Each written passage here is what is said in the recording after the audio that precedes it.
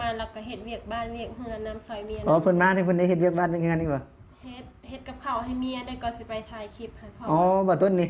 แม่นเพิ่น สิไปถ่ายคลิปนี่ต้องเฮ็ดกับข้าวให้เมียอีก แม่นเฮ็ดกับข้าวปะให้เมียก่อนสิฉันค่อยก็ สวัสดีครับพี่น้องเบิดสุสุคนนะตอนนี้บ่ยัดก็อยู่ห้องเบาต้นพี่น้องเนาะอยู่ห้องเบาต้นก็คือแบบว่ามื้อนี้ก็ได้มีโอกาสมา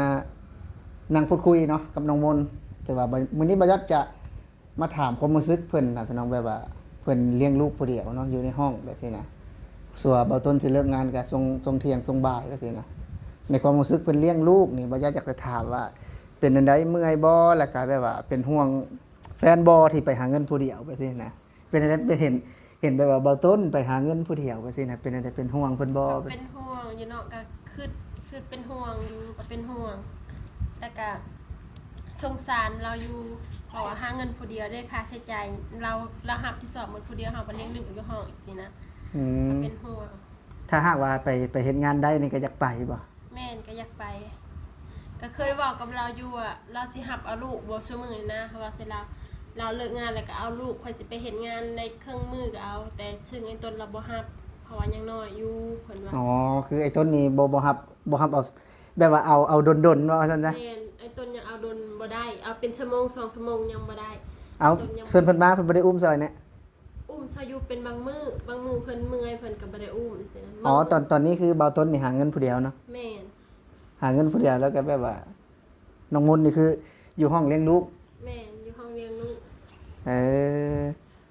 อยู่ห้องเลี้ยงลูกก็เป็นจังได๋ความรู้สึกแบบนี้มันเป็นจังได๋เลี้ยงลูกครั้งแรกนี่นะมีลูกคนแรกนี่นะ เมื่อย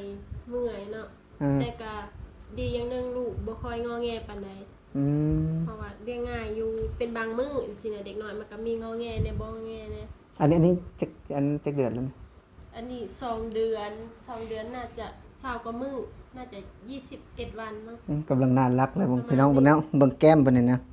อุปุอยู่ แก้มแบบว่าติดตุ้ยนะพี่น้องเนาะคนน้ำหนักจักกิโลเดี๋ยวนี้ ตอนนี้บ่แม่น7โลแล้วบ่ อ๋อพี่น้อง ตอนครบรอบ2 เดือนไปฉีดวัคซีนหัน6โล 6.9 อ๋อ ตอนนี้ประมาณ7โลแล้วบ่ เบิ่งแต่เพิ่นแนมบ่ยอดพี่น้องเพิ่นแนมบ่ยอดมองพอตาเพิ่นกึ่งเชียวมันเฮาอยู่ห้องนี่ก็เลี้ยงลูกถือว่าลูกคนแรกเนาะ แม่นคนแรกแล้วก็บ่เคยเลี้ยงอีก หาก็เลี้ยงคน หลานก็บ่เคยเลี้ยงเนาะ หลานเคยเลี้ยงแต่ว่าเลี้ยงเขาแบบว่าได้8เดือน9เดือนก็จังเลี้ยงจังซี่นะบ่เคยเลี้ยงน้อยขนาดนี้ อ๋ออันนี้เลี้ยงแต่น้อยๆเลยเนาะ แม่น แบบว่าเห็นผัวเห็นงานมาก็เห็นผัวเมื่อยก็เป็นห่วงอยู่เนาะ เป็นห่วงอยู่ แล้ว สงสาร แล้ววันนี้ได้อยู่น้ำกันวันนี้แบบเห็นผัวแบบว่าขยันแล้วก็หาเงินผู้เดียววันนี้ ภูมิใจบ่ครับสิแบบว่าตัดสินใจมาได้อยู่กับเพิ่นผู้นี้นะ ก็ภูมิใจ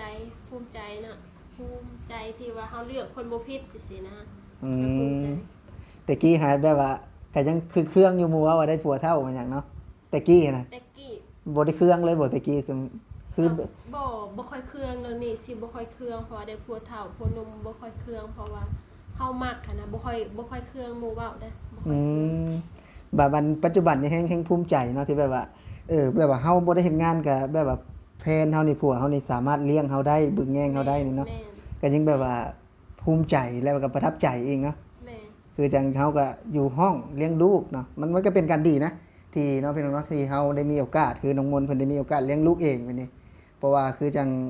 น้องเพิ่นก็จะมีความอบอุ่นกว่าเด้ถ้าหากว่าเฮาได้เลี้ยงเองถ้าหากว่าเฮาปล่อยอยู่นํผู้อื่นหรือว่านํญาติจังซี่นะมันก็บ่คืออยู่นํเฮาเนาะเฮาอยู่นํเฮาแบบนี้ก็ถือว่าแบบว่า มันก็เป็นผลดีเนาะกับน้องเพิ่นได้อยู่กับพ่อกับแม่ก็สินะอ๋อบ่าวต้นทำงานผู้เดียวเนาะ แม่ ทั้งค่าห้องทั้งค่านมทั้ง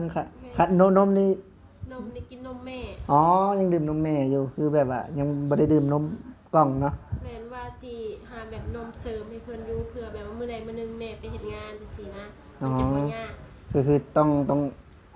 ซ้อมไว้ครับห้องเนาะอ่าแต่สมมื้อนี้มีใส่ยังไงสมมื้อนี้ ฮะ ไอ้ใส่แพมเพิร์สบ่ แม่นใช้เพิ่นเปลืองแต่เพิ่นอย่างเดียว เปลืองใส่หลายบ่มื้อหนึง ตอนนี้ค่ะบ่ค่อยเปลืองไปได้แบบมือละ3พื้น4พื้นเพ อ๋อ ราะว่าบ่คือตอนแรกๆเด้เดี๋ยวทายเดี๋ยวนู่นเดี๋ยวนี่แต่ซุมื้อนี้บ่ค่อยเปลืองไปได้บางทีเฮาก็สลับใส่กางเกงจังซี่นะมันฮ้อนแล้วเฮาก็บ่ใส่เพิ่นมันสิเป็นพดมันเป็นหยังหั่นนะก็เลยใส่ส่งใส่กางเกงให้เพิ่นบางมื้อ คือตอนนี้ฮะใหญ่แล้วเนาะมันก็แบบว่าก็บ่ได้เปลืองคือตะกี้เพิ่นว่าซั่นซะคือว่าถ้าว่าขับถ่ายหรือว่าก็เป็นเวลาเนาะ แม่น เป็นเวลาถือว่าชั่วโมงนี้ก็ง่ายขึ้นเนาะ แม่ แต่กี้นี่ยากกว่าตะกี้น่ะ ตะกี้นี่โคตรเปลืองนี่เผ็ด บ่ได้เอาตอนตะกี้น่ะยากเนาะ ตะกี้นี่ยากเลี้ยงลูกเนี่ยบ่ แม่นเป็นตอนนี้น้อยอะนะคือเขาบ่เคยเลี้ยงเด้ แม่นยากแล้วก็แม่มาเลี้ยงซอยนำเฮาก็เบิ่งแม่ อ๋อตอนนั้นแม่มาเลี้ยงซอยน้ำเนาะ แม่น อืม ส่วนมากค่ะบ่เป็นก็มีแต่ให้แม่และทีนี้แม่เมื่อบานบ่เป็นก็ต้องเฮียนน่ะ อื เฮ็ด ม จังได๋ เออ ผัวก็ไปเฮ็ดงานเฮาก็เลี้ยงลูกคนเดียวเนาะ กำลังงอแงแล้วงอแงแล้วเออจำน้าได้ไหมจำได้ไหมจำได้ไหมต้องพูดไทยเด้พูดไทยกับเพิ่นสอนลูกพูดไทยบ่าต้นเนาะเพิ่นบ่ให้พูดเพิ่นบ่ให้เว้าลาวเด้เนาะ แม่เพิ่นมาแต่เลิกงานเพิ่นก็เว้าไทยใส่ลูกแล้ว โอ้ ได้ เพิ่นเว้าไทยใส่ลูกตอนนี้นะ แม่นอยากให้ลูกเว้าไทยเป็นซื่อๆล่ะ อืมอ๋อบ่าวต้นเพิ่นสอนลูกเพิ่นเว้าไทยตลอดเลยได้พี่น้องนะคือเลี้ยงลูกผู้เดียวนี่ก็ถามว่าเมื่อยบ่มันก็เมื่อยอยู่แต่มันก็มีความสุขเด้เนาะ แม่นเมื่อยแล้วก็มีความสุข อืม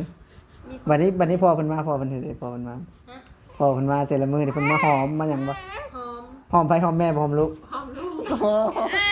โอ้ยเอ้ยงอแงแล้วงอแงแล้วเนาะงอแงแล้ว เพิ่นมาหอมลูก อืม เขาห้องมาบ่ทันได้ล้างหน้าล้างตานำมาหอมลูกก่อน เพื่อเติมกำลังใจนะ แม่น อื บาง ม เทื่อก็เพิ่นเฮ็ดงานเดี๋ยวก็แบบว่าเพิ่นกำลังเก็บหานเพิ่นก็โทรมาหาลูกก็ได้โทร เอาไปใกล้ๆนี่ก็เถอะ โทร โอ้ อยู่หานน่ะก็โทรมือหนึ่ง3สาย2สาย โทร เพิ่นเฮ็ดเวียกแล้วก่อนเพิ่นจังโทรแบบล้างแบบล้างของหั่นนะ อ๋อคืองานเพิ่นแบบว่าว่างจากงานแล้วก็โทรมาหาลูกก่อนสัวสิเลิกงานนะ แม่น อืมบัดนี้เพิ่นอุ้มนี่เพิ่นอุ้มดนจักชั่วโมงนี่อุ้มได้ดนฮอดบ่ชั่วโมง น้อยสิฮอดชั่วโมงนี่กางเกงก็20นาทีไปกันเนี่ยนะเพิ่นบ่ค่อยอุ้มรุนเพราะว่า มันเป็นอะไรมันบ่เคยบ่ มันบ่เคยอีหยังเพิ่นก็บ่เพิ่นว่าปวดแขนอุ้มลูกเพิ่นว่าอุ้มบ่ไหวเพิ่น โย ปวด อุลูก แขน ใหญ่เนาะเพิ่นเนาะลูกใหญ่คุลุอยู่ตู่ฮ้าวอย่างนี้อันนี้เป็น บ่โด อันนี้เป็นไอ้2เดือนกว่านะ แม่น 2เดือนกว่าพี่น้องน้ำหนักประมาณ7กิโลถ้าหากว่าปีหนึงสิบ่อันนั้นบ่ จัก ยัน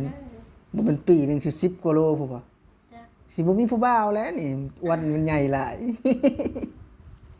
เออเพิ่นก็แบบว่าเข้าห้องเลยพี่น้องถือว่าเพิ่นก็เลี้ยงลูกผู้เดียวเนาะอยู่ในห้องก็ถือว่าเบาต้นก็เลี้ยงซอยหั่นแหละ แต่ว่า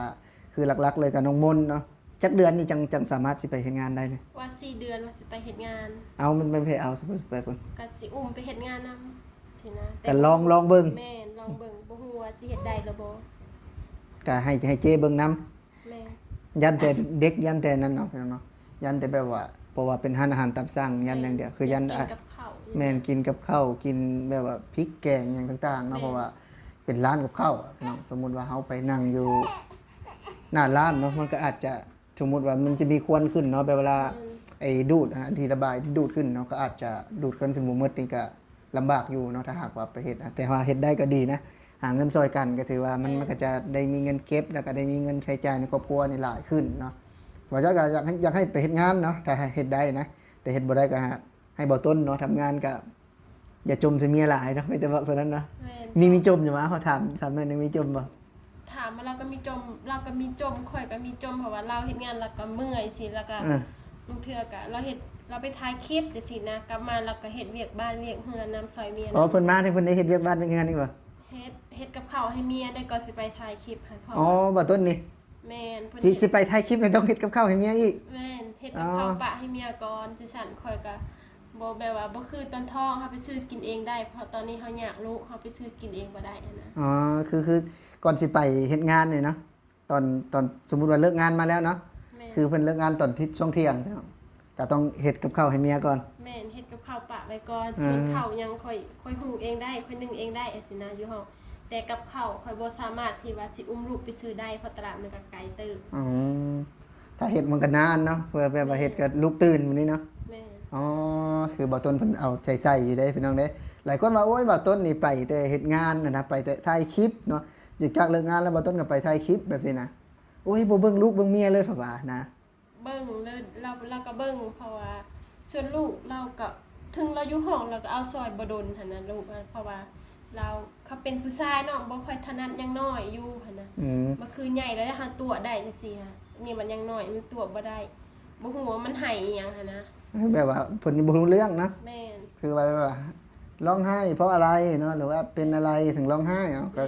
ก็ยังบ่ฮู้พี่น้องเนาะก็ยังบ่ฮู้ก็แบบว่า ให้ไปเรื่อยๆให้ไปเรื่อยให้จนเมื่อยนะให้เมื่อยแล้วก็หยุดอันนี้ก็เป็นอันนั้นพี่น้องเนาะเป็นความรู้สึกเนาะเป็นความรู้สึกของสาวลาวพี่น้องที่แบบว่าเห็นผัวไปเฮ็ดงานเนาะเพิ่นก็แบบว่าเป็นห่วงอยู่เนาะเรื่องผัวเนาะแต่ว่าผัวก็เป็นห่วงเมียอยู่พี่น้องซึ่งว่าเมียลูกน้อยนะเพิ่นก็มาเฮ็ดกับข้าวกับน้ำให้กินก่อนได้พี่น้องได้ก่อน เข้าซักผ้าก่อนก็สิไป โอ้โหซักผ้าอีกบ่ ซักเผื่อค่อยเมื่อยสินะมื้อใดลูกงอแงเมื่อยก็บอกเพิ่นว่าเฮ็ดกับข้าวปะไว้แล้วก็ซักผ้าให้แน่เพิ่นก็บางมื้อเพิ่นก็ซักคันเพิ่นเมื่อยคันมื้อใดลูกบ่งอแงลูกนอนเนาะค่อยก็ให้เพิ่นนอนเฝ้าลูกค่อยก็ซักซอยแบบต่างคนต่างซอยเดียวหั่นนะ อ๋ออันนี้คือการใช้ชีวิตเนาะการใช้ชีวิตของน้องมนต์พี่น้องกับเบาต้นเนาะเพิ่นว่าซอยเหลือกันเนาะดูแลกัน คือแบบว่าเบิ่งแย่งกันเนาะในยามที่เป็นลำบากคือช่วงนี้กับน้องมนต์กับลูกน้อยแน่พี่น้องเฮ็ดกับข้าวกับน้ำก็อาจจะยังบ่ได้เต็มที่เนาะก็ถือเบาต้นก็มาดูแลซอยนี่นะตรงนี้นะแล้วก็เบาต้นก็เลิกงานเพิ่นก็ไปบางเทื่อก็อาจจะได้ไปถ่ายคลิปหรือว่าไปนั่งทำคอนเทนต์เนาะต่างๆ แต่ว่าเพิ่นก็ยังบ่ลืมลูกลืมเมียนะพี่น้องนะหลายคนว่าเข้ามาในคอมเมนต์ในช่องบ่ยอดเพิ่นว่าเอ้ยเบาต้นเนาะดูคนทางบ้านด้วยว่ะเบิ่งลูกเบิ่งเมียด้วยเนาะเพิ่น เพิ่ ว่า นเบิ่งแต่ว่าบางเทื่อเพิ่นบ่ได้ถ่ายคลิปให้เบิ่งเนาะเพิ่นก็เบิ่งเพิ่นก็เบิ่งเพราะว่าน้องมนต์เพิ่นเฮ็ดกับข้าวบ้านเฮาบ่เป็นบ่ค่อยเป็น โอ้เพิ่นไปกินแต่ของบ้านเฮา แม่นส่วนข่อยหันอยู่ห้องกินแต่ของบ้านเฮา อืม ส่วนไอ้ต้นหันกินบ่ยากแต่น้องมนต์หันอยากกินยากแน่เพราะว่าบางเทื่อน้องมนต์ก็ผัดกะเพราหมูสับจังซี่น้องมนต์บ่มักกินอยู่หานน้องมนต์ก็บ่กินกะเพราหมูสับกะเพราอย่างอื่นกินแต่ว่าหมูสับบ่กินบ่ฮู้เป็นหยังบ่มักกิน อืม แต่ไอ้ต้นกินบ่ยากไอ้ต้นกินหยังก็ได้แต่น้องมนต์หันอยากกินยากแน่น้อยหนึง อ๋อก็ถือว่าเพิ่นก็เล่าประมาณนี้นะเพิ่นเนาะก็มื้อนี้บ่ยอดก็ขอขอบคุณเนาะขอบคุณน้องมนต์เนาะแล้วก็น้องเมษาที่ได้มานั่งโอลมกันในมื้อนี้เพราะว่าช่วงนี้ก็บ่ยอดมาเนาะคือมื้อวันที่1กับวันที่16พี่น้องบ่ยอดหยุดเนาะหานบ่ยอดหยุด ก็เลยมาเล่นเนาะแต่ว่าตอนนี้บ่าวต้นยังบ่ทันเลิกงานเนาะบ่ยอดมาตอนนี้ก็เกือบจะเที่ยงแล้วเนาะเดี๋ยวบ่าวต้นก็มาถือว่ามื้อนี้ก็ได้มานั่งอัดคลิปกับน้องมนต์กับน้องเมษาเพิ่นเนาะพี่น้องเนาะสำหรับคลิปนี้บ่าวยอดกับน้องเมษาน้องมนต์เนาะสิขอลาพี่และน้องไปก่อนสวัสดีครับ